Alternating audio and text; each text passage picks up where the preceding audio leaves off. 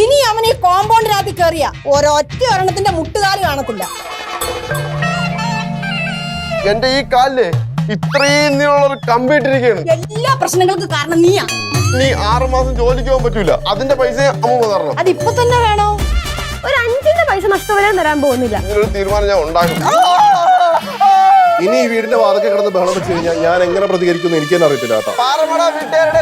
വിഷുവിന്റെ തലേന്നത്തെ എപ്പിസോഡായതുകൊണ്ട് Vishu special episode ആയിരിക്കും എന്നായിരിക്കും ഞാൻ പ്രതീക്ഷിച്ചത്. പക്ഷെ അല്ല, വിഷു സ്പെഷ്യൽ എപ്പിസോഡ് അല്ല. എനിക്കൊന്ന് നാളെ ഒരു വിഷു സ്പെഷ്യൽ എപ്പിസോഡ് ഉണ്ടാവും എന്ന് നമുക്ക് പ്രതീക്ഷിക്കാം. കാരണം വിഷുവായിട്ട് അവധി ദിവസമായിട്ട് ഉപ്പുമുളകും കാണാതിരിക്കില്ല എന്ന് തന്നെ പ്രതീക്ഷിക്കുന്നു. കാരണം വിഷുവായിട്ട് എല്ലാവരും നമ്മുടെ പാറമ്മയുടെ വീട്ടിൽ എല്ലാവരും കൂടെ ഒന്ന് ഒത്തുകൂടുന്ന രീതിയിൽ ഒരു പരിപാടി, അല്ലെങ്കിൽ കേശുവിൻ്റെ മെർലിനും ഹരിതയും കൂടെ ഒക്കെ ഒരുമിച്ച് വന്ന് കേശുവിന് പണി കൊടുക്കുന്ന, അങ്ങനെ എല്ലാവരുടെ ഒക്കെ ഒന്ന് ഒത്തുകൂടുന്ന ആ ഒരു സംഗതി വന്നിരുന്നെങ്കിൽ നല്ല രസകരമാവുമെന്ന് തോന്നി.